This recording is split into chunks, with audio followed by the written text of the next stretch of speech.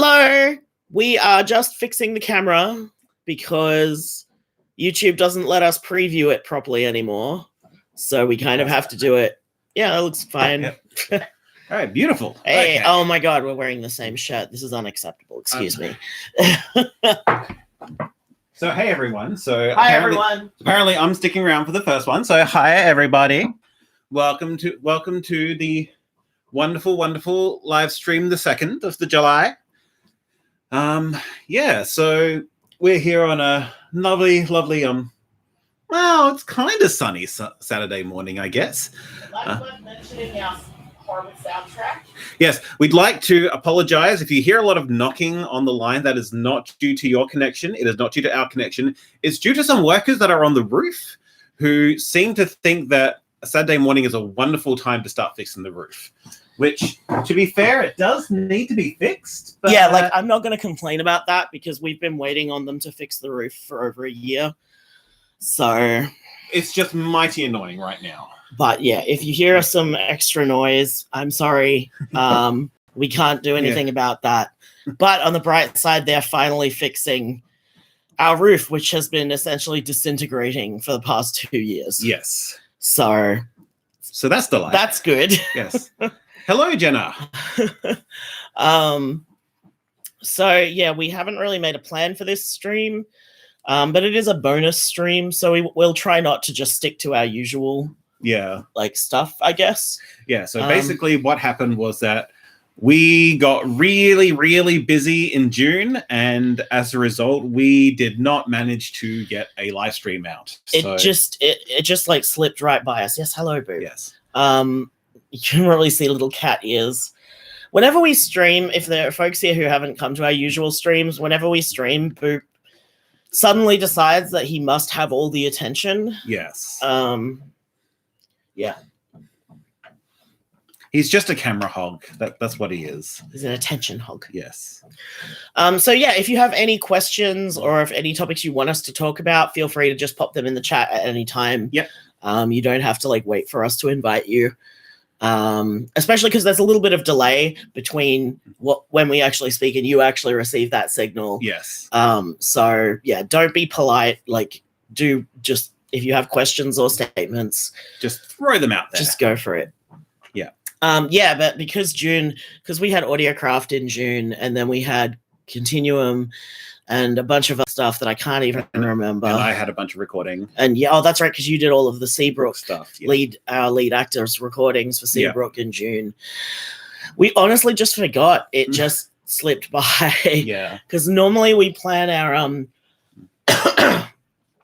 so sorry, everyone. Normally we pick a live stream date sort of at the beginning of the month. But of course, at the beginning of June, we were in Sydney. Crazy.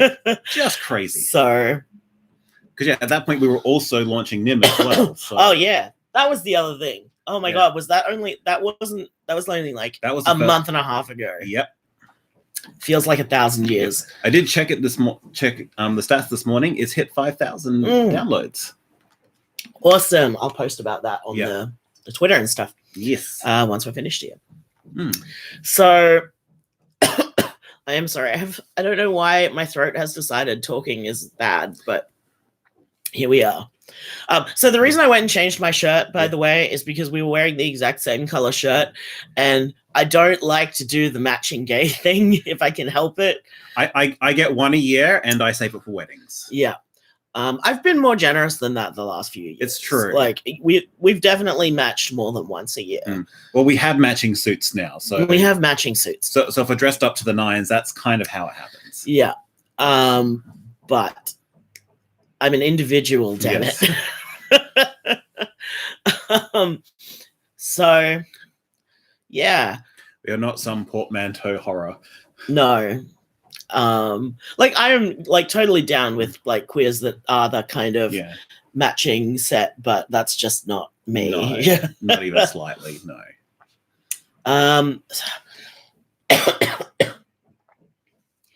So yeah, I've been really sick the last few days. Not with this. This is just my throat being shitty. But I overexerted myself very badly, and I am chronically ill, and I've been paying for that. the last few days. Yeah. So that is Tribble's little meat. I don't know if you heard that, but yeah, that was our other cat who desperately wants to go outside and does not understand that if we open the door, the sound will be horrible. Yes. Oh my. So yeah, stuff has been pretty hard. Yes. Last few days. We kind of had to rush to get Talia recorded for the Helen special because she's moving to Western Australia at the end of the month. Yeah. Or in August, I think. Yeah. So for season 3, I don't know what we're going to do yet. Either we will just book her time in a studio in Perth, or we'll record her remotely, or maybe we will go to Perth and record her. I've always wanted to go to Perth, so it could be a good excuse. But I want to get the special out. It's not going to come out super soon, but I wanted to get it out sort of in between seasons 2 and 3, which means that I wanted to get her recorded before she left. Which means that we actually recorded her before the script has been finished. Like the first draft is finished, but I've only finished the second draft like a bit past her part. Yeah. Because what is time? It's an illusion. I'm really starting to come up against the gonna have to start saying no to stuff soon issue. Because I'm running out of time and spoons all the time. Yep. It doesn't help because unfortunately, like we've been going really like fortunately like with podcasting over the last few months. Like, we've actually been I've been contacted for a few other things, and I've been invited to apply for grants with the implication that I have a very good chance. And Tribble has the zoomies. Yeah. And I've already had to turn a lot of them down because I just don't have the time. No. But that is really good news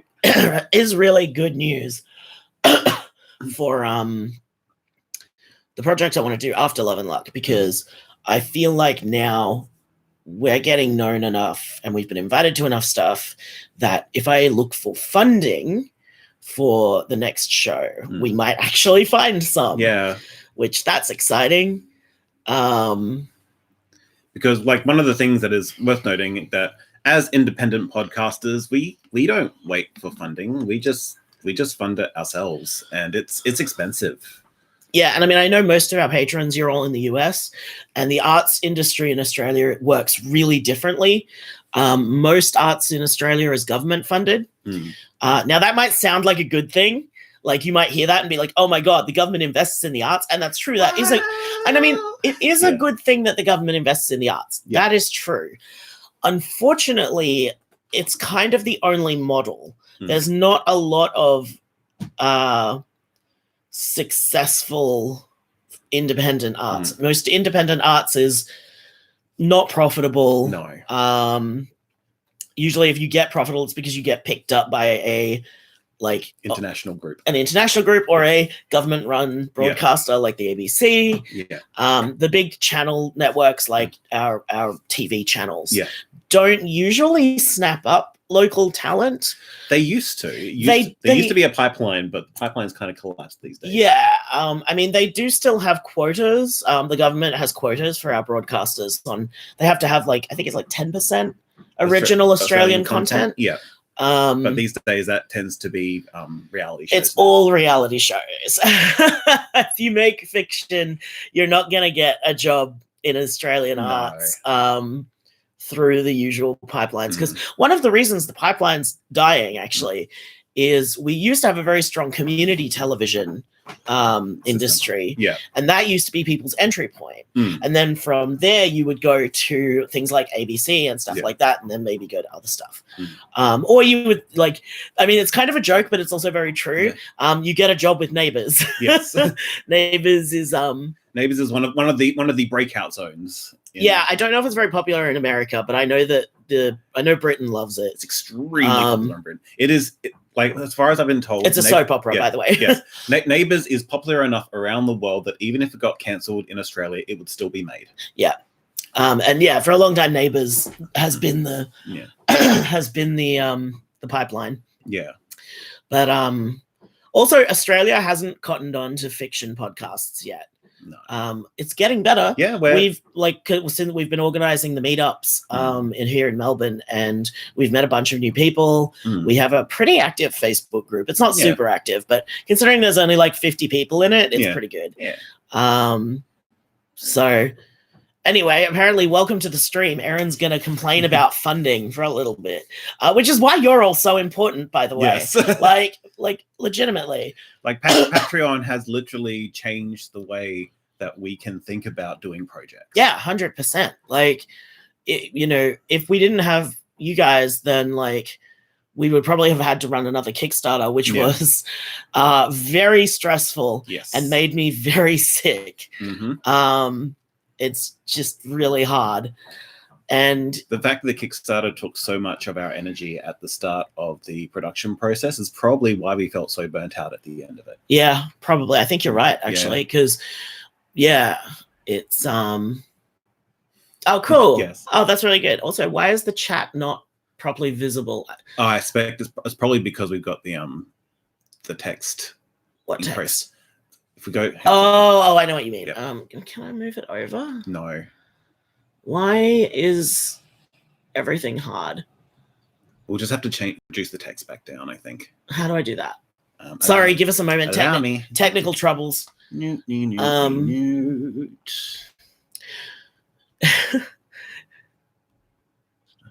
no, that didn't work. Oh, wait. That made it worse. That made it worse. There we go. Okay, there we go. That should be better. There we go. Okay, good. Now I can actually read stuff. Yeah.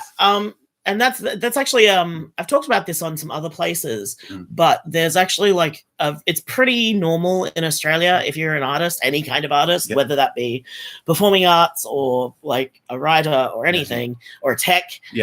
It's extremely common if you want to make money doing it, you move to America. Because the thing is, America has a lot of different markets and a lot of different places. And part of that is just because you folks have a way bigger population. Yes. You have like 300 million people. We have 25 million people. So that's a big factor. Yes. And most of our population is in 6 cities. And Melbourne and Sydney are the main ones. So in reality, a lot of stuff that gets broadcast around Australia gets produced in Sydney and Melbourne, which means there's really only 2 markets for talent here. Yeah. Radio is a little bit better. Yes. But radio also doesn't like fiction very much at the moment. Yes, DJ Kerfuffle, that is exactly why you have so many Australian actors. It's also why so many Australians win Oscars in like technical categories as well, because we're often very good because you gotta be in Australia. You gotta be good. And also in Australia, we don't have they do move to the UK. Yeah. Especially if you've got family, like, or any family history in the UK, because we are a British colony. If you have like parents or something in the UK, you're eligible for citizenship. So a lot of people go to the UK as well. But also in Australia, if you're in the arts, and this is something I've definitely noticed when I talk to even other podcast producers, is you don't do one thing in Australia. No. You do multiple things. Like, you're not just a sound tech. You are a sound and lighting tech. Yeah. You're not just a writer. You're a writer and producer. Yeah. You're not even just a producer. You're a producer and an actor and a director. And a director and everything. Like, everyone is multi-classed in Australia, because often you have to do everything yourself, or you can only afford to have like 2 crew people on your project, so you've got to make it all work. Which, when we go to America or even the UK, you folks think that's incredible. You folks are always like, oh my god, you can do so many things, and we're like, yeah, we kind of gotta. So like basically, yes. So for people watching this later, like Jenna just said, so basically, if you're Australian, you are set to join the independent audio drama community, doing everything yourself. Basically, I didn't like Love and Luck. We are a bunch of new things. Yeah. For me, but like I didn't at any point feel out of my depth when I started making it. No. Like the only thing that I had, probably the thing I had least experience in was directing. And you turned out to be pretty damn good at that. It turns out I really like directing. I am less good at that. Lee gets stressed out. I am a highly anxious, stressed bunny who is very awkward at like managing conflict and like worrying about like not getting my point across. And because that's the thing, is Lee struggles sometimes to get like to explain what he wants. Yeah. Which unfortunately is literally the job of a director. Yes. But yeah, like, and this is why I think that Australia is really ripe for like an audio drama. What's the word? Renaissance. I thought Renaissance mean it was like coming back. Well, it would be because we had an audio. That's drama true. series. I mean, we did have radio serials like a long time ago. Just haven't ported it over to podcasts. So yeah, Renaissance. Yeah. Okay, we'll go with that. And so we're trying to do the revolution. I like that better. Yes. Give it la revolution. Yeah, so I'm trying to make that happen. Part of the problem is that we've found a lot of audio drama producers in the last few months by like fucking saying hi, like panning for gold in the like Australian arts industry. Yeah. And part of the problem is almost all of them come from theater background. Now that's great. I think theater people and audio drama people have a lot in common. I think we should be working together. The problem is they market it the same way they market theater stuff. And that's the wrong approach. Yes, because theaters require local advertising. Podcasts require global advertising. Yeah, I mean, if we do a lot of local marketing, but it's not very effective because, again, part of it's a small market. Yeah, I mean, a lot of Australians listen to podcasts. We have one of the highest sort of penetration rates of podcasting. Yeah, I think it's like 20% or something. Yeah, like something quite large. But the other problem is that most of them think of podcasts as serial or journalist podcasts or catch up on radio. They don't think there's like three types of podcasts that are common to your average Australian listener. We're not talking about podcast fans here. We're talking about your average Australian listener. There's true crime. There's my brain. There's true crime. There's comedy. So like usually by established comedians. And there is this podcast of this radio show that just gets podcasted. So again, from Jenna, one of the cooler things about Love and Luck is how involved we seem to be in the Melbourne queer arts community. I mean, that's one of my goals with Love and Luck was basically like, because you know that thing when you see a friend on TV and you're like, that's my friend. I wanted that, but for my like city. For my like culture, because we don't see particularly like we see Australian culture in media pretty okay, I guess. But you don't see queer Australian culture anywhere. It's like there's Please Like Me, and that's pretty much it. Which, as much as I like Please Like Me, it's not exactly an accurate depiction of. I suppose technically there's Nanette now, but that's not really like that's not like. I mean, Nanette is complicated. Yes, it is. I'm really like it's really funny, by the way, that America's discovered Hannah Gadsby now, because and there's like this newcomer to comedy. Hannah Gadsby has been doing professional comedy for like 15 years. Like Nanette was supposed to be her like Nanette was her I'm out. Nanette was her I'm done. Like because she'd been doing this for so long. But like the world discovered her. And what I really actually appreciate about it is that she's gone, well, of course I'm not quitting comedy now. That would be stupid. Like I've suddenly received all this international success. It would be a mistake to quit now. And I love that because I feel like it would be very easy for a lot of people to be like, oh, but you said you were leaving or something like that. And it's like, yeah, but this is very practical. So yeah, like I really, Have we ever watched literary inspired web series? A little bit.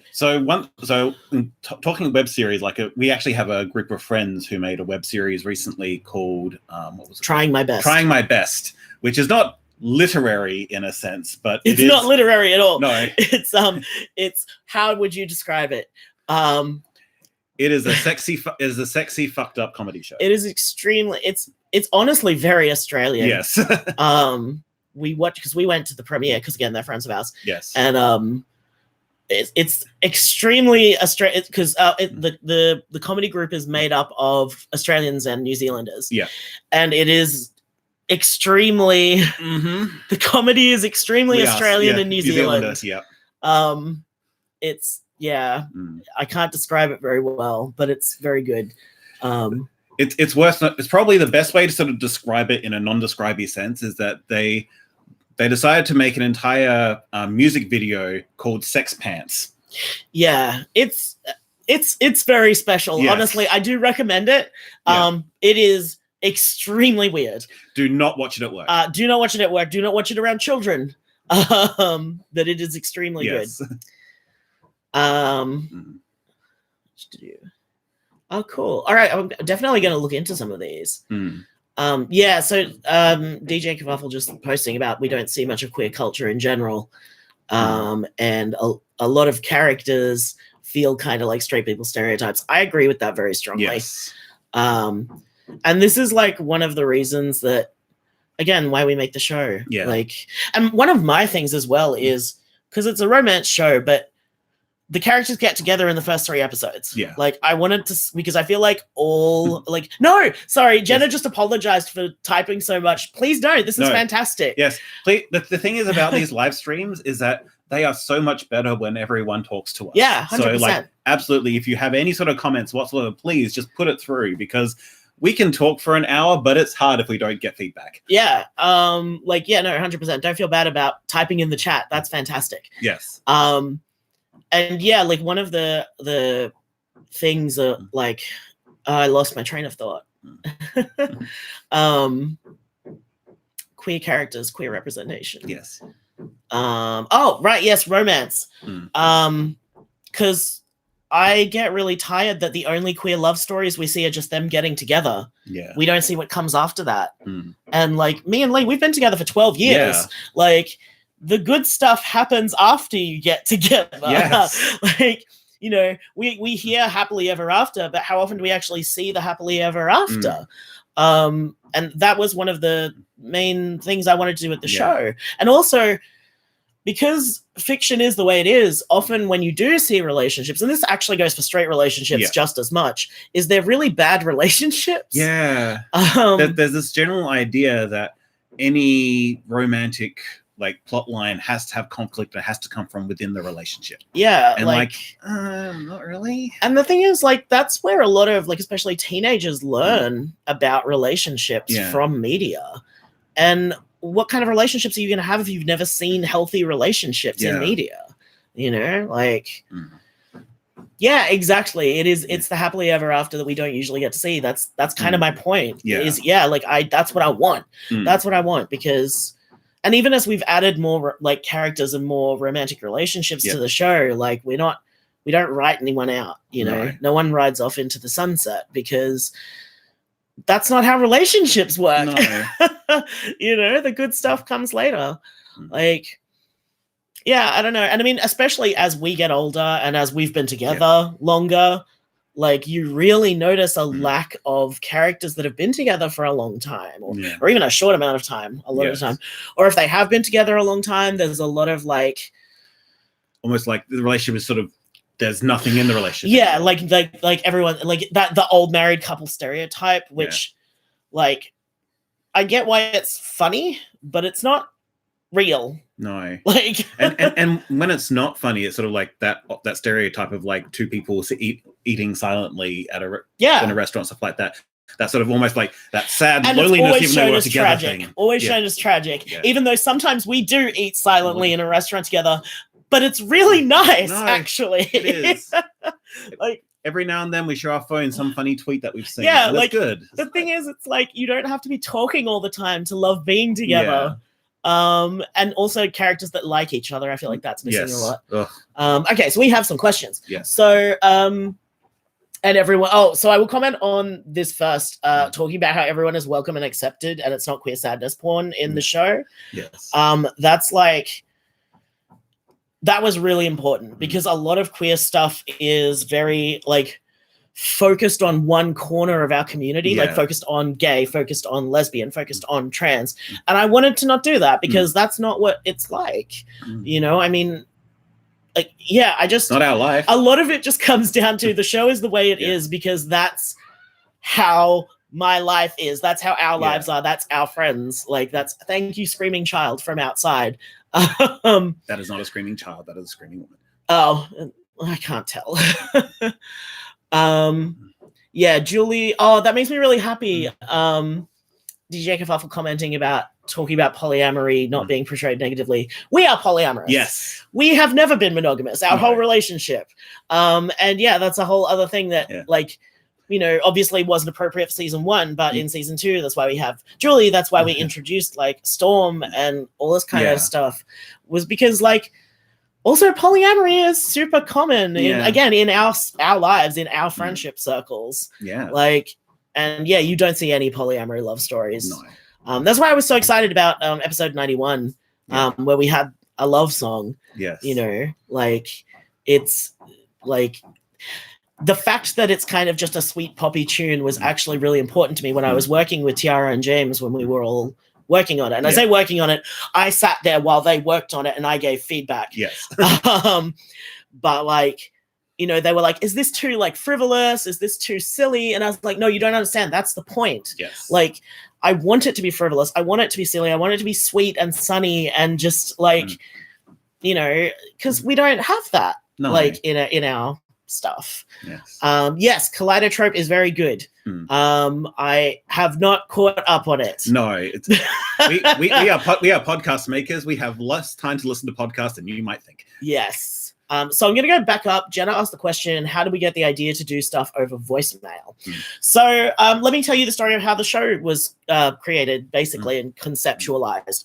So basically, I had I was going through a very, very rough personal time in 2016. And it was due to things that were outside my control. So I needed something to distract myself. And I was like, hey, I've always been kind of interested in podcasts. Like, I'm going to make a podcast. Because I'm a learn by doing person. I like to just jump in and really is, by the way. Start really failing is. And learn from failure. I am the, it's really funny because there's this stereotype I think of artists as being very perfectionistic. I'm the opposite of that. I'm just like, yay, I'm going to make some crap. It's going to be great. So one of the things when I was conceptualizing it was, well, I don't have the money to pay actors for season 1. We did pay people for season 2. So, you know, what am I gonna, like, what can I do that I know I can do some acting. I know Lee can do some acting. Lee had been interested in voice acting for a while. So I was like, okay, so I pretty much have the scope for 2 main characters. What can I do with 2 main characters? And that's where romance, like, as a genre was very obvious. And so the voicemail thing is because I really love found footage, like audio, and it comes from, I'm really big into video games. And in video games, it's very common for there to be like audio logs that give you like backstory on characters and locations and environments and stuff like that. And I love that kind of storytelling. So when I was sitting down to is there a better word than conceptualize? Develop, yes. So when I sat down to develop Love and Luck, I was already thinking I wanted to do something with that, like, kind of found footage kind of feel or structure. That's the word. I'm sorry, everyone. My words are not very good today. Like I said, I overdid it earlier this week, and my brain is a little bit slow. So basically the voicemail thing was, I was like, okay, well, if I'm writing a romance between 2 characters, what's an easy way to build that into a found footage style structure? The first idea was phone calls, which I think is pretty obvious. But my reason for not doing that was that I felt like it would be, because this is my first podcast, and I wanted it to be within my skill level to create it and create it well. So I wanted to do something that would have minimal sound design, that would have minimal interaction between characters.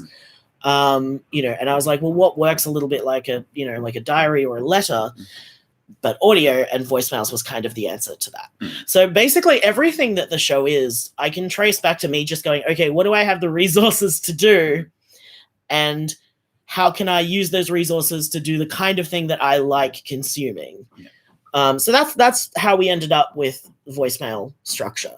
And I'm actually very fond of it.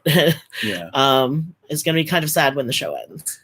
As a note, there is actually another podcast out there which does do the romance via phone calls thing. Oh, yes. Julie and James, I think it's called. That's it. Yeah. I couldn't remember the name of it. Yeah. There's also one called Bob and Marge, which is a letter romance. Both of these are straight, by the way. Yes. That's worth noting.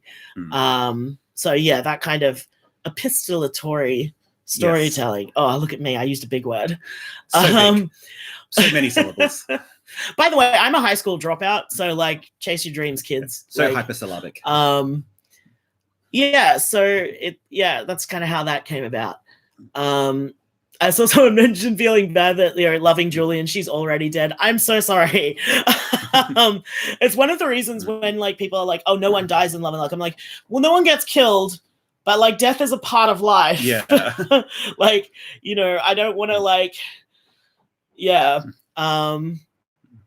it is a meme in the bar. Yes. Very important way of making sure we get more characters into this. It's also great for justifying stuff, because if anyone's ever like, oh, that's kind of unrealistic, I'm just like, these people use their voicemail. It's already unrealistic. But yeah, Julie, so Julie is a character that is very important to me because she's very strongly based on my own mother, who passed away 4 years ago. Kane's relationship with his mum is like, I want to be clear that Kane's relationship with his mum is not exactly a one-to-one of my relationship with my mum. Like not at all. No. But the spirit of the relationship is the same. So like my mum, for example, my mum had a lot of, took many years to become okay with me being trans. Julie didn't have that. Julie was fine with it from the beginning. We haven't explored that, but that's something I know about the characters. So, like, you know, even stuff like that, it's not a one-to-one thing. But for me, Julie is a way to immortalize the best things about my mother. My mother also was not queer. My mother was not queer. She was not poly. She was monogamous, straight, married for like 45 years. But again, it's not about making her the same person. It's about her spirit of kindness, basically. Was really important to me. And there is a lot of stuff, next episode 94, that one's quite, it has a content warning at the start, but looking at some rather heavy stuff, and a lot of that stuff is very directly based on my relationship with my mother. So yeah, I'm really glad people love Julie so much, because I love Julie very much. And it's good because it's like there are things that Julie says that are direct quotes from my mother.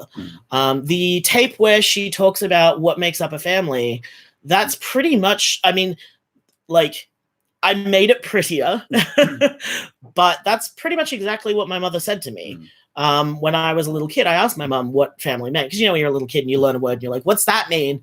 And she, like, the whole thing of like a family is a group of people who love each other and look after each other. That is a direct quote from my mother. Yeah, so going into the AIDS crisis in Julie's tapes was a really hard decision, because I sat with that a lot, because I knew I was going to be writing these tapes, and I knew that they were set in the 80s because Kane's my age. And I thought about it a lot, because I was like, on the one hand, Love and Luck is this happy show, this warm, good show, but it felt disingenuous to not mention the AIDS crisis. Like, that is a thing that happened and obliterated our community, and there is still so much trauma from that. not mentioning it felt extremely wrong. Yeah. So yeah, thank you. I'm glad you think I balance it. I worked really hard at trying not to either make it too nice or make it too terrible, you know? And like from my perspective, like I think just not just a matter of balance, but it's also a matter of sort of memory and like letting people know that yes, we recognize that these people came before us. I mean, I have friends who were there. Like, I know people who went to 3 funerals a week. Like, and I was very lucky several times to have conversations with these people where they would be a bit vulnerable and tell us a little bit about what it was like to live through that. And because it is so traumatic, I feel like very special and important to get right, and to not focus too hard on the trauma, because like you have to acknowledge the trauma, but not make it misery porn, you know, like, because that doesn't help anyone. No. Like, you want to be solemn and remember what happened, but you don't want to exploit it. No. You know? So yeah, it was rough. Yeah, I actually remember when like you were writing through it, and it's like, Lee, I'm just not sure how I want to like present this, and I was just like, well, I don't think it's worth leaving out. Yeah, because I don't want to sanitize it. No, you know, the world sanitizes our history so much enough. Anyway. Like it's like even now we see there's arguments constantly about if leather people should be allowed at Pride, and I'm just like, yeah. Like who we are has changed over the years, but that means that we have to recognize that what we view as the queer community now is not what the queer community was in the 80s, the 70s, the 60s. We have gone through an evolution with society. Yep. Yeah. So, yeah. Oh, I haven't seen Sense8. I know it's really good. But I've also been told I have PTSD, and I've been told from friends who know my triggers not to watch Sense8. Yes. So, yeah. But I do hear it's very, very good. Also, like, fucking kudos to them for actually like casting trans characters with trans actors. That's something that's and we've gone through an evolution with a mass extinction event. That's absolutely right. I have often noted that the 90s were kind of the post-apocalyptic story for queer people. Yeah. I mean, even when I was coming out, because I came out as bi in 1999, and I started coming out as trans in 2001. Yeah. And even then, there was still, I mean, even now, there's still so much collective trauma around the AIDS crisis. Because the thing is that, like, it's often sort of difficult to say this, but our cultures transmit trauma. Yeah. Trauma is just one additional part of the society that we leave the next generation. Yeah. And we often try really hard to try and mitigate that, but it is hard. Yeah. And some people don't try. Yeah. Yeah, that's a whole other thing. But yeah, like, so yes.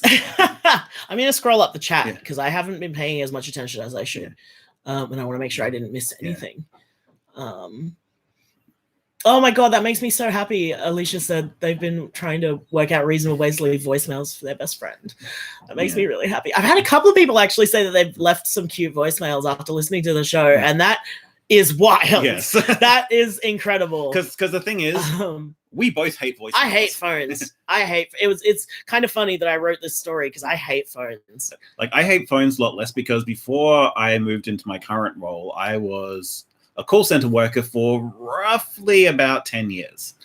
So I have like a decade of call center experience, which means I am fantastic at getting what I need from a call center. I am terrible at talking to someone on the phone for like emotional reasons. Yep. Yeah. I have not quite yet said, is there anything else I can help you with today, after someone has like cried to me over like phone or something. But God, it's been close. It's better than nothing. I will say, like, if I was upset and crying and someone was like, is there anything I can do to help you with today? Like, I'd be like, oh, actually, yeah. Call center worker is not the worst job in the world, but it will destroy you. Like, I was very fortunate that I had a job. I had like an entire organization who tried to support us to not completely collapse and destroy us, because they put a lot of money into training us. And so there is a lot of work they put through to try and not destroy us. But the thing is, any kind of like emotional labor kind of work, which is what call center work, which is what retail work, which is what the entire term emotional labor was originally designed to talk about.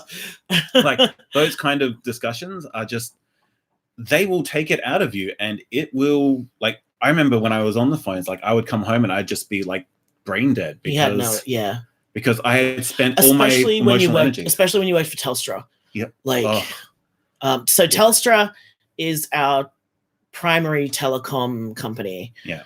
There are parts of Australia where the only service they can get is with Telstra. Yeah. That's a problem. Yes. Because it means if they have issues with the service, they can't change. Yes. And Lee used to work for a call center for Telstra. Yeah. And that was horrible. Yes. Because he would come home miserable. It was really bad. Yeah. Now you have a good job in a bank. Yes. Yes. And the fun thing about banks is that if you don't like a bank, you can leave and go to another bank. And they do, and it's great. Admittedly, our bank culture is, again, very different from the US. You folks have like thousands of tiny banks, whereas we have like four main banks. We have 4 big banks. We have a few small. Yeah, we have about 20 or 30 little banks. You folks don't have FPOS, which I can't grok at all. Yeah. I don't know how you live. So, yes. Also, I just want to acknowledge a bit further up, Jenna talking about being Jewish and thinking a lot about inherited cultural trauma. Like, yeah, it's rough. I just don't want you to think I was skipping over that. Yes. So, yeah. So I think I've already posted about this on Patreon. Is grok a weird word? Grok is a pretty old sort of geek word going back, because there was a particular sci-fi story which had grok. That is wild, because I picked up grok from my family. Well, they also read a lot of sci-fi, if I recall. My dad did. My mum didn't. My sister certainly didn't. Yeah.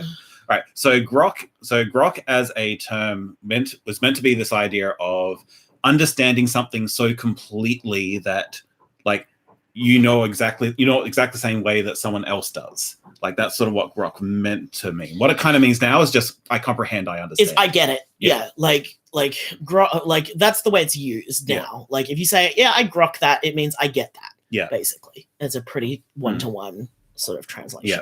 Yeah. It's not quite sort of common parlance these days. It's mostly a rare parlance these days. This is literally the first time anyone has ever commented on it. I say it a lot. I've never had anyone not know what I meant. We absolutely do say it a lot, and a lot of people do get what we say, but also we live in very geeky circles. I guess. I don't know. I feel like... I couldn't say it to my brothers. Really? I don't know. I'm questioning everything now. Yeah. Like, my whole world has just been turned upside down. This is like anytime I find out something is only an Australian cultural term. So I'm having the exact same feeling right now. Yeah. Yeah. It was a lot more common in sort of the 70s and 80s, if I recall, because at the time, grok was sort of part of this almost sort of new agey kind of movement that sprung from the geek area. Okay. I'll find the actual, like, definition. Yeah, no, it's okay. Like, yeah, no, I'm really just like, oh, I had no idea this was a weird word. Yeah, so DJ was just talking about how knowing the rules without being able to explain the rules. Yeah. That's my life. Like, especially because most of my friends come from, even if they're poor now, most of them come from middle class backgrounds, and Lee comes from a very middle class background. Yes. And I come from what we call bogan stock. which is working/welfare class. And there's a lot of things about Bogan Australian English or country Australian English, because I lived in the country for a while as well, that I know the rules of, but I can't explain them like at all. We were talking about this recently. Yeah, like Australian shortenings. We were talking about how Australians shorten names for nicknames, and there's actually a very there's a system to it. Like there's actually like rules to how we shorten people's names to nicknames. And I recognize the system, and I like if you gave me the shortening, I can probably backform where that came from. Yeah. I am reasonably good at figuring out. Sorry, our cat's just rubbing on the camera. Yes. Like I can figure out and tell you sort of what something could be, but I don't have it nearly in my head as Aaron does. Yeah, because we were talking about this recently, and yes, this is Tribble, by the way. Does not like to be held. Well, he does, but only on his terms. Yes. Please do not rub on the thing. Thank you. Because because we were talking about the names because we were talking with some American friends, and they were asking, what would be the Australian shortening of my name? And we had Tess and Michelle. Yes. And Lee was like, it would probably be like Tesso or Misho, I think you said. Yeah. And I come in just like, that is absolutely not correct. Like what I'd forgotten, and I actually now recognize it now, is that the ending is slightly gendered. It's not just gendered though. It's like, I don't know how to explain it. Anyway, Michelle would actually just shorten to Mish or maybe Misha. Yeah. Tess would actually shorten to Tez or Tezza or Taz. The E to A thing is really weird. I don't know why we do that. I just know it's a thing. That one I can explain a little bit more because I can see the pattern of that a little bit better. If the if it's a single, no, it's not even if it's a single. If the important vowel is an E, when we're shortening it, it often gets turned into an A. I don't know why. Daniel, you get Dan or you get Dano. I knew some Danos when I was a kid. And Danny, of course. Yeah. And this is the thing, and this is why this is interesting, because Australian name shortening is extremely class-based. Yes. Extremely class-based.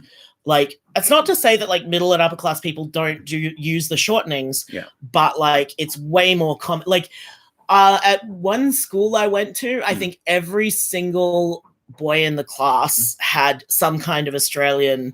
So we had Jonos and Danos and Davos and Jazzers and Dazzers and Gazzers and like.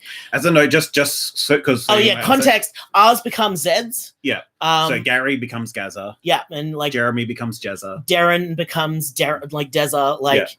Yeah. Well, usually Dazza, actually. Well, it depends. Or Dazza. Because again, sometimes that E turns into an A. Yeah. So yeah, like it's kind of interesting. Like, whereas a middle class person might know a few people with those kinds of shortenings. Working class people, they know a lot of people with those shortenings. Like especially tradies. Like tradies, I think it's less common now. But I know.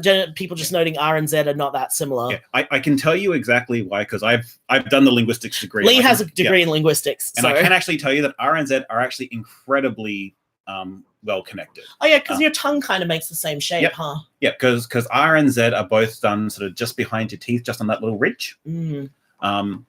And R basically. It used to be that we would convert a lot of Zs and Ss into Rs as language progressed. So that's why was and were. They're actually from the same word. It would have been. So what happens with this hyperchoristic thing, which is what? So we just do it the opposite. Yeah. It's called reverse roticization, and it is reverse roticization. Roticization. Yeah. That is one hell of a word. Yes, it is. It is one of those words that is mostly spelt and not spoken. And it's weird.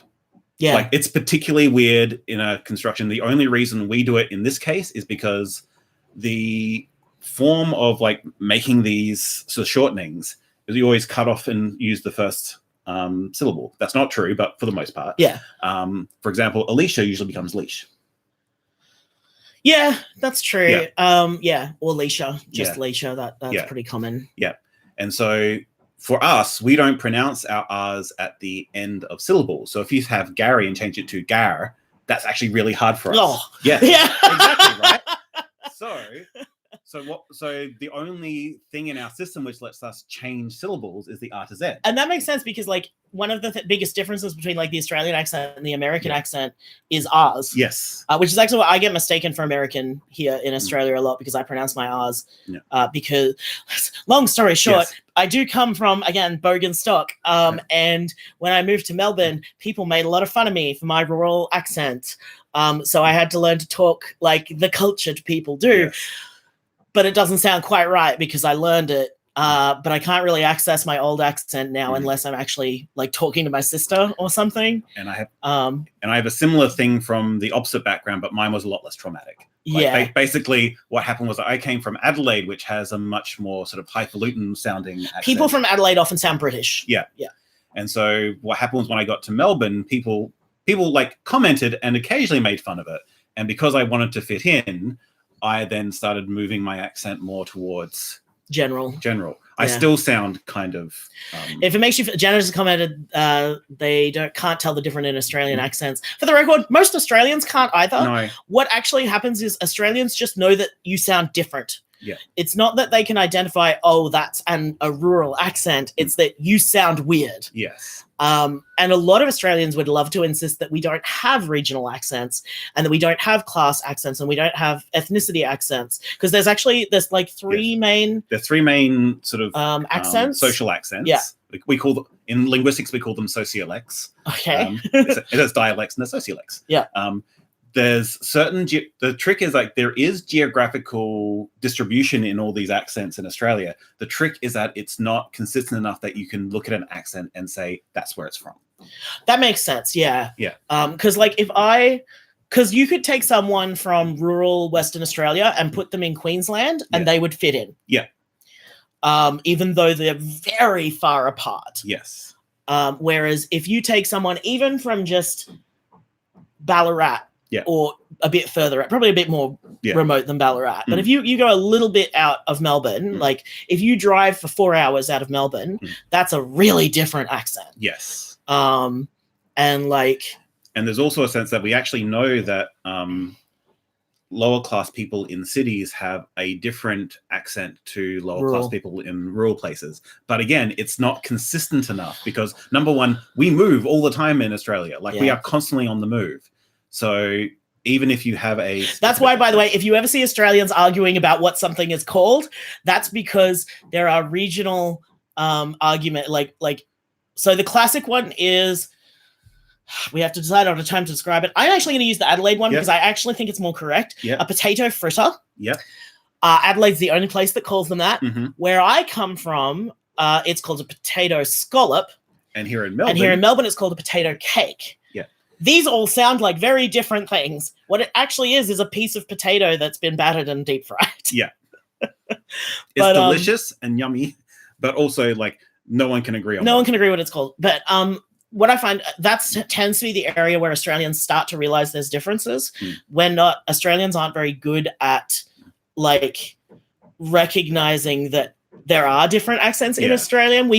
Australians are very in denial about anything that might make us different. Yeah. Like Australians don't believe that there's class. Australians don't believe that there's different accents. Australians pretty much every Australian thinks that they are working class. Yeah. No matter how high up you are, every Australian thinks they're working class. Yeah. Which is extremely not true. Yes. Our prime minister likes to think he's like one of the blokes on he is the prime minister of Australia. And also he's just, okay, we can't get too far into politics because I will cry. Yes. But yeah, the best, can we have Bob Hawke back? Bob Hawke was not the best prime minister, but compared to the last 20 years, he's been pretty good. He was pretty good. But he actually cared about poor people. He cared about poor people, which is more than we can say for pretty much anyone that's been prime minister for at least 20 years, since John Howard, at least, as in John Howard didn't care.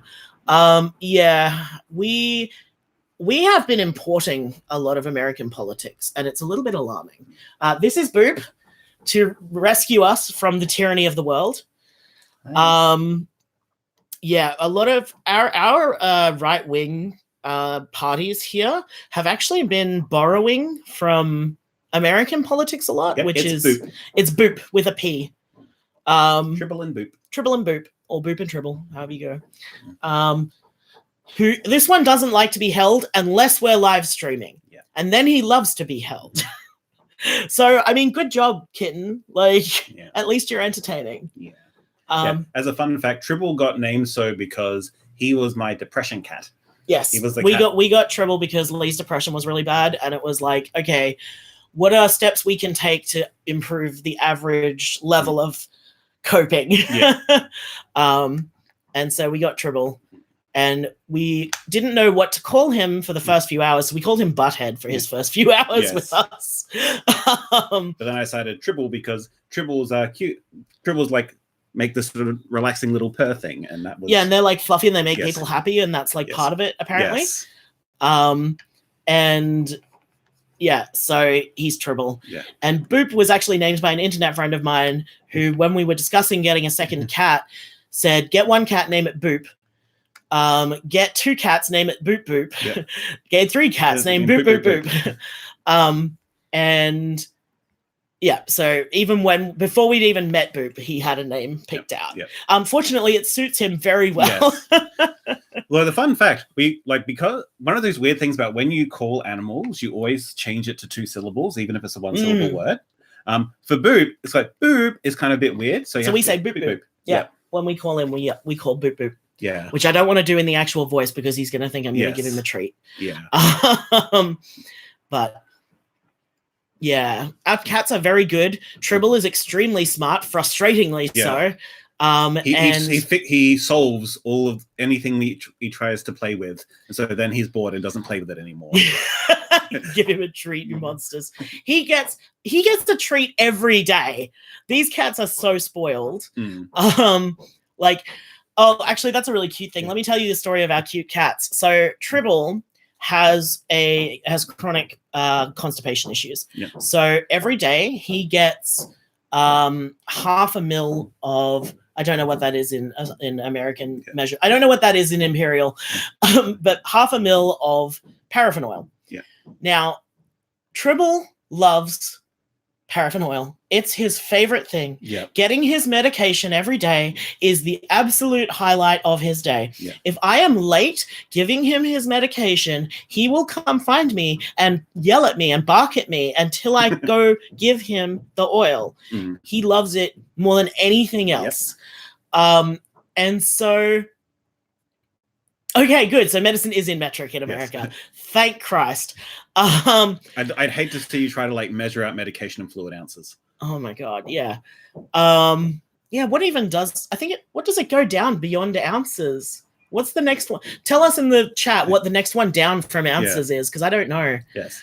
Anyway, going back to this. So Tribble gets very excited about this, and Boop would see how excited Tribble would get about this, and would go, I want a treat too. Why is he getting a treat? Yes. So we had to give Tribble his medicine, and then we would have to give Boop a treat. And then Tribble would go, wait, you just gave him a treat. So basically our nighttime ritual now goes, Tribble gets his medication, Boop gets a treat, Tribble gets a treat. Yep. Recently Boop has been sitting up on the bench, and so we give... Yes, I'm ready for oil too, yes. So he just wants to be involved so bad, and so we give Tribble the oil, and Boop will just lick the outside of the syringe because he just wants to be involved. It's extremely cute. He doesn't quite understand what's going on, but Tribble seems to like it so much, so clearly it's for cats. Clearly it's good. You're such a follower, baby. By the way, apparently under tablespoon. Wait, you can't measure medicine in a teaspoon. That's a baking measurement. That's not a medicine measurement. Oh my God. Oh, I don't understand the imperial system. I understand it for cooking. Yeah. But even then, like American Imperial is different Sorry, from neither do we. like yeah. Like your American Imperial is different from like an American cup is bigger than an Australian cup when you do recipe measurements. Yeah. Which is very confusing. Like it's so weird. I just yeah. Yeah. Cups is useful for like yeah. Sorry, wait, really? Yeah. Yes, really. An American-sized cup in baking is way bigger than an Australian or a British one. Yes, you are correct. We all use grams because, oh my God, that's the only way we can do things. Yep. And one of the reasons for that is because we came from metric to imperial only in like the 50s or so. It was later than that because it was the 60s. Yeah. So what that means is that there are a lot of people who were used to old cup measurements, a whole bunch of people who are used to new cup measurements. And we decided, look, we'll just do the grams and you can figure out what that is in cups. Yeah. I mean, that works. I mean, in terms of baking, like weight is better anyway. Not that I ever weigh things because I'm lazy, but yeah. Okay, so good. Okay, so they use metric in like universities and stuff, I'm guessing. So that's good. That gives me hope. Because it is like I don't understand imperial. I also don't understand Fahrenheit. Like Fahrenheit and Celsius constantly gets me confused, and like when I'm talking to like American people, I basically have to like get my you gotta Google it. Like whenever I want to like show them what the weather is, because I have like a weather app on my phone that has very beautiful pictures, and I just have to constantly change the Fahrenheit. Now see, they go, Oh, I see now. It's like the only thing I remember that 100 degrees Fahrenheit is about 38 degrees Celsius, I think. Because Fahrenheit, because it was meant to be body temperature, but it's actually like 98 Fahrenheit is body temperature, but that's like 37. Yeah. So, yeah. Fun fact, summers in Australia, we now regularly have in Fahrenheit 114 to 120 degree days. Yes. So great. Yeah. Love climate change. Yep. Like Australia is hot, but shouldn't be that hot. No. What is it? Marble Bar.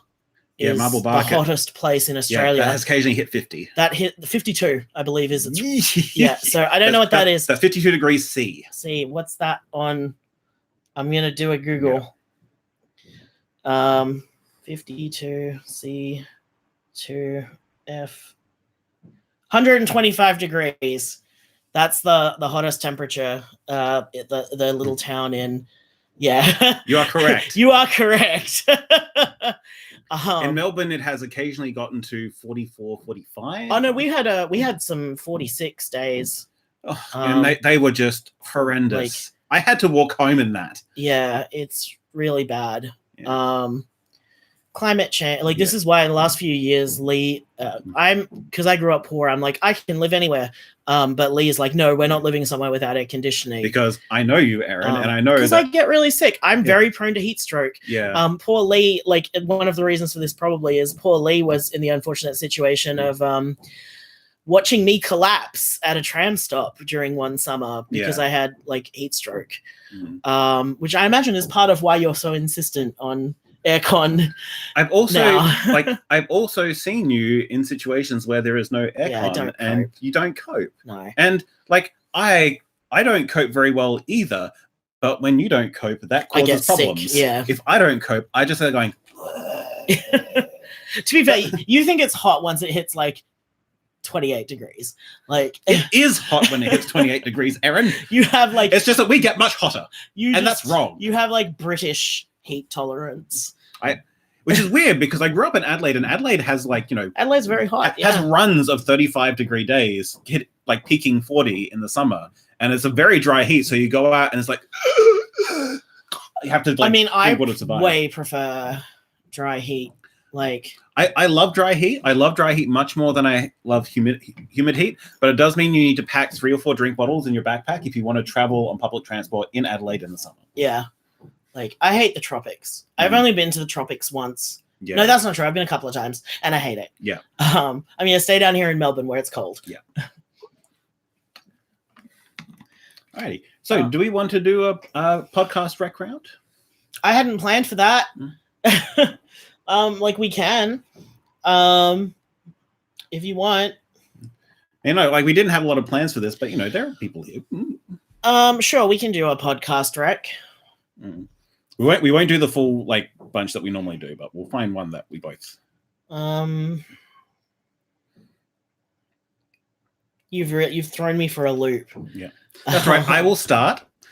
So the first podcast rec that I'm going to do is a very new one from Australia. It's called The Graduates Cup. Now, The Graduates Cup is one of the podcasts that are coming out from Sin Media, which is a youth media organization in Melbourne. They've been promoting a bunch of podcasts. This is one of the fiction ones.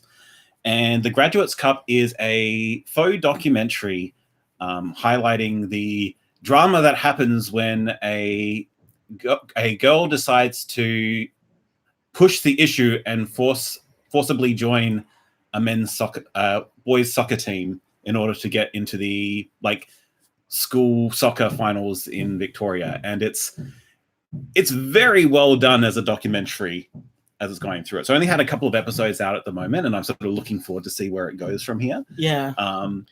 But I've been I'm waiting for more episodes to come out before I listen to it, because I like to listen to stuff in a big bunch. I'm not a big fan of just listening to an episode at a time. Yeah, and it's actually like I've quite enjoyed it as I've been listening to it currently. It's been quite good. So yes, that was The Graduates Cup. So when I listened to recently, actually, it's nice and short. There's only like 7 episodes or 6 episodes. Yeah. There's 6 episodes. It's called The Beacon Jar, and it's a horror anthology podcast. And I'm not usually a horror fan. I just don't like it, and also like a lot of things tend to be super triggery for me.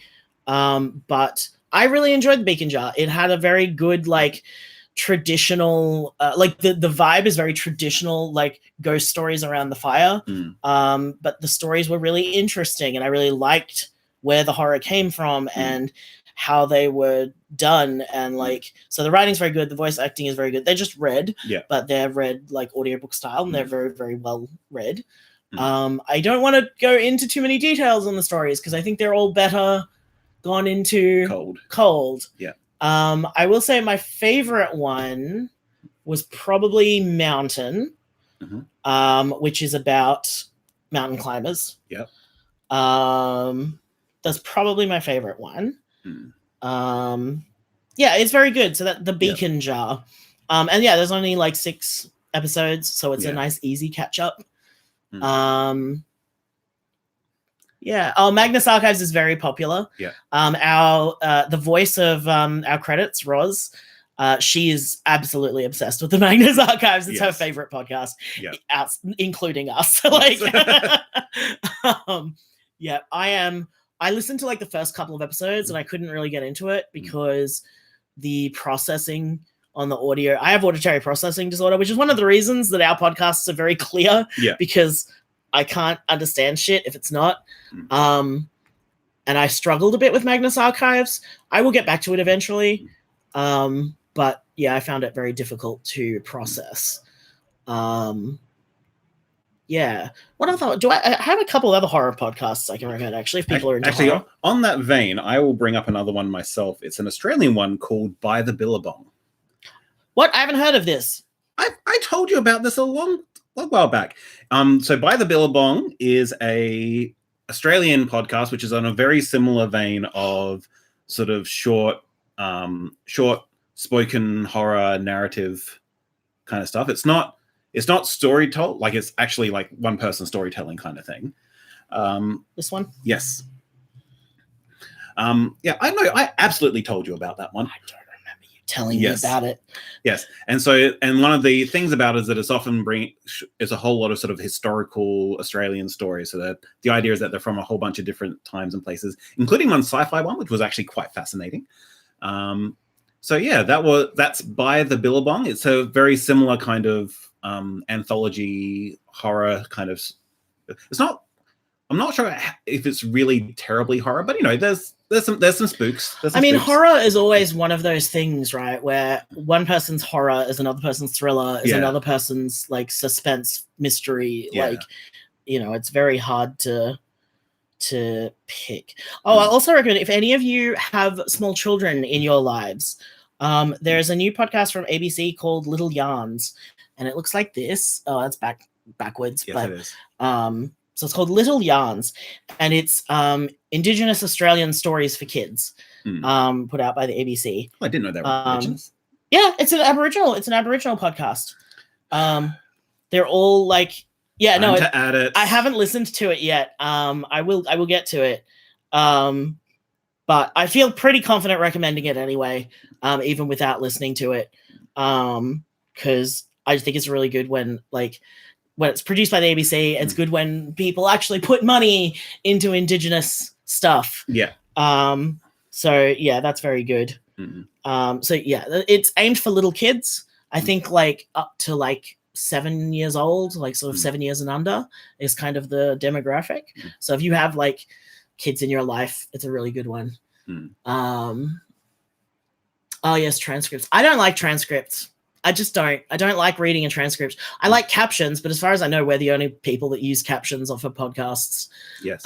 Yes. Which, as a note, if you do want to watch with captions, look for Love and Luck, and we're on YouTube as well. If you or any of your friends would prefer captions, all of our podcasts are on YouTube with hand-coded captions, not the auto-generated garbage.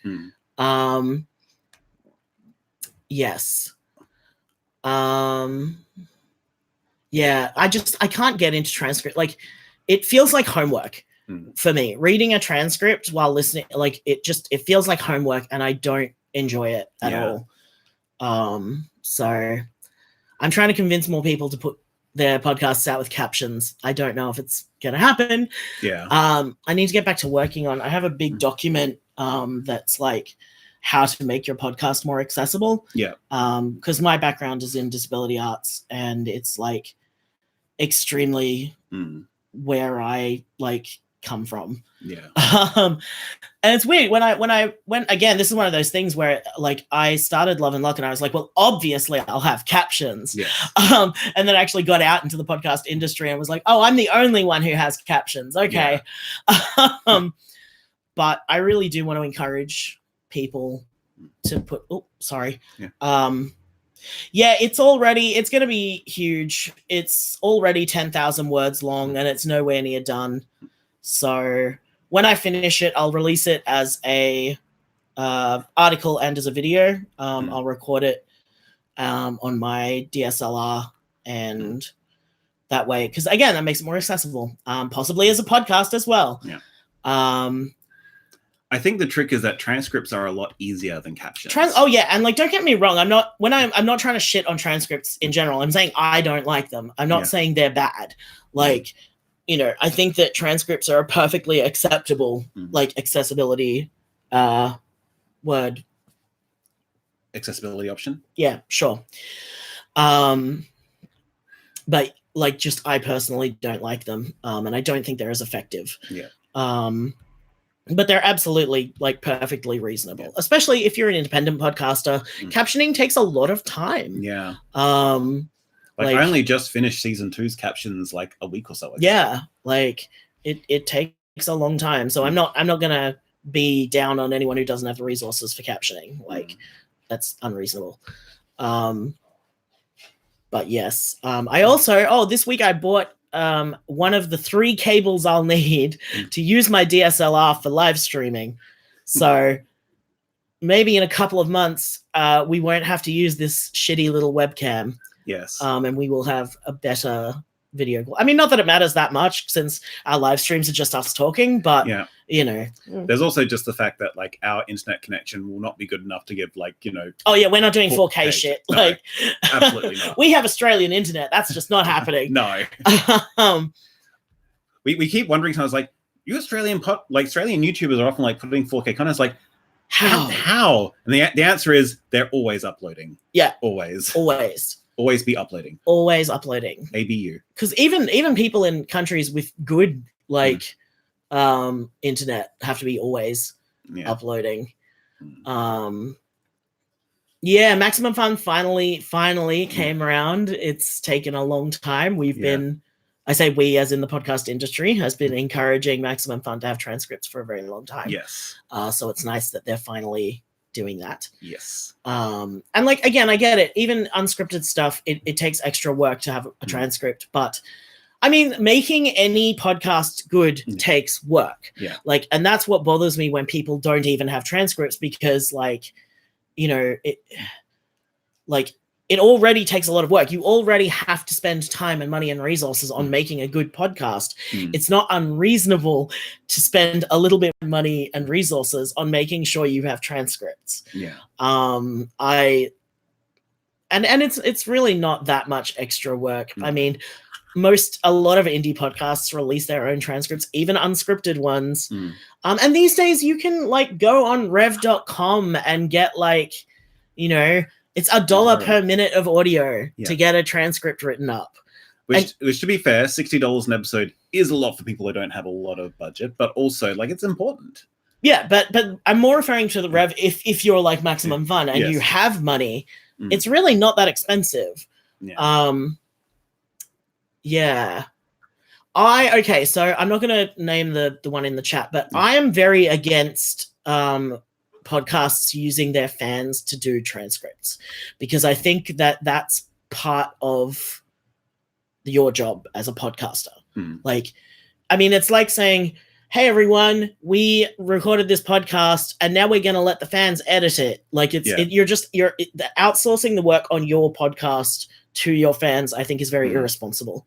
I don't approve of it. And it should be factored in. Yeah. Like, I mean, again, like this is stuff that I thought was really obvious coming from my background. I built all this stuff into our workflow.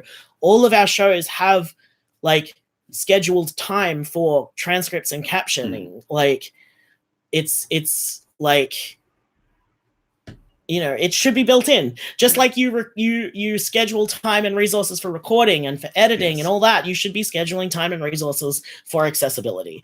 Like there's just there's no excuse. If you can't even do transcripts, maybe you should be rethinking podcasts. Personally, that's what I think.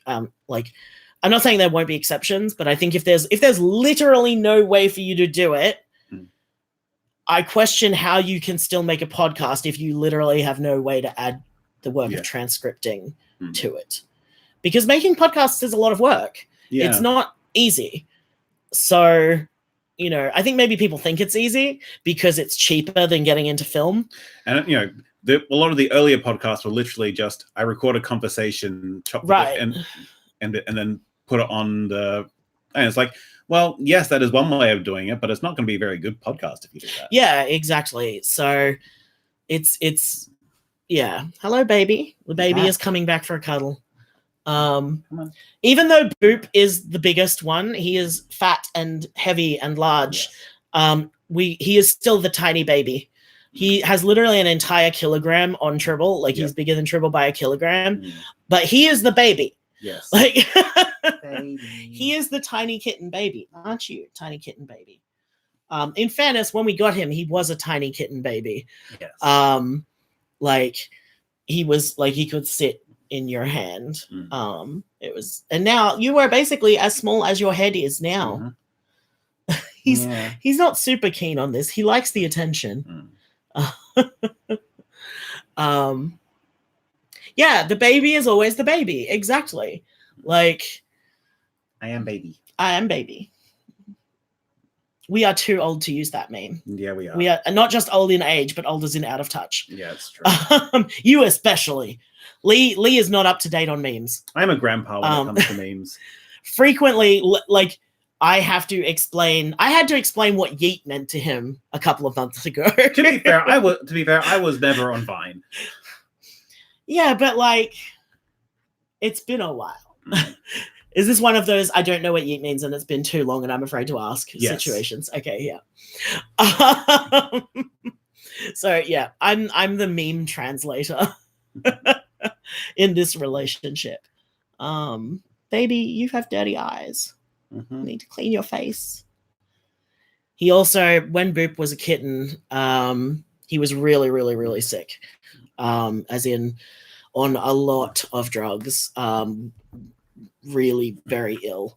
And it's meant that he's it's only been in the last year or two that he's been okay with being picked up, because for a long time he associated being picked up with having some kind of medical thing done to him. Yeah.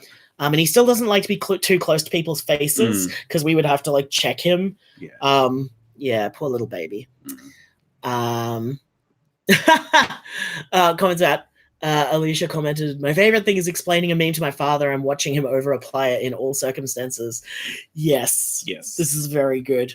Lee does that sometimes. I do. Sometimes there'll be some kind of meme that Lee just gets in his head and will like repeat at any given opportunity, whether it fits or not.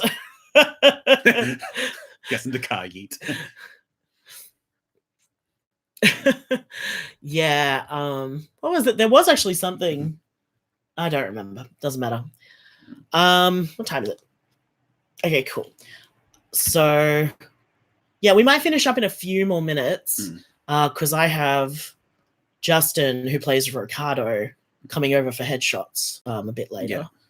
We're finally getting nice headshots of all our actors, so we can update the cast page on the website with nice, consistent, beautiful headshots. The hardest thing is, like, you don't say yeet when you butter the toast, you say yeet when you pop it out of the toaster. That's what you do. The toaster yeeted the toaster toast. yeet. Yeet the toast. Yeah, the hardest part is like scheduling, because we have like 19 people involved in Love and Luck at this point, and everyone, you know, has lives, and so like scheduling time to get everyone to come around to get their photos taken. Especially, it's kind of easier to schedule people for recording because they know that's going to take a couple of hours. Taking photos is going to take like 10-15 minutes, if that. And so it's difficult to get people to come around for that. I need to chase people up, actually, but I've been sick. So yes. Also, we need to do our headshots at some point. We do. I should re-dye my hair before that. And I just buzzed my hair this morning, so. Oh, we can do you as well then. Yeah.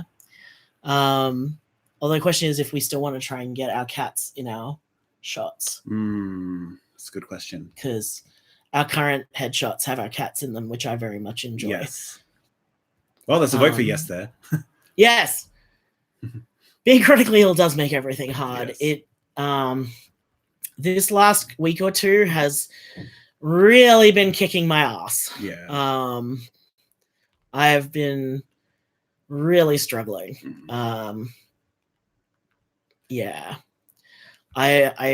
was a little bit burnt out after finishing season 2.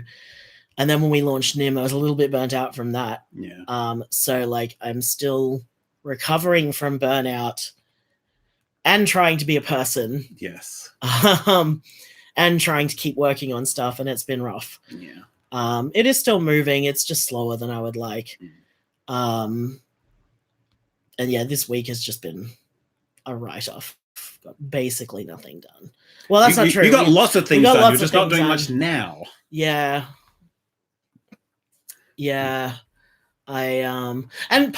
look, to be honest with you, part of the problem is I've been overdoing it because within the last month, I don't know how long exactly, I got a power chair. And so I can go out now.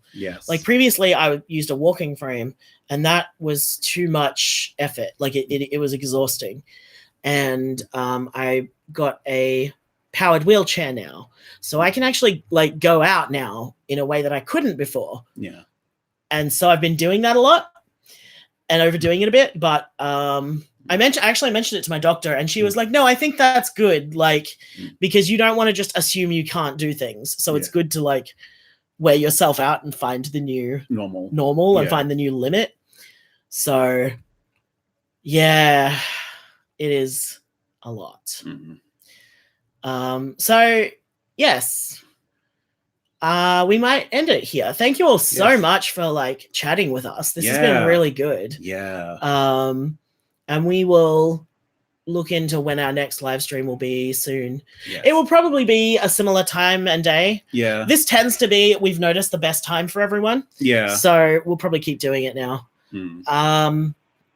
But yeah, thank you all so much for like hanging out with us. Yes. And yeah, we'll talk to you soon on Patreon and Discord and in Yes. future live streams. Yes. So now I have to remember how to turn things off, which Yes. is going to take a minute. It's just the end stream button. Yeah, and then we do stuff. Okay. Bye, everyone. Thank you so much. Bye.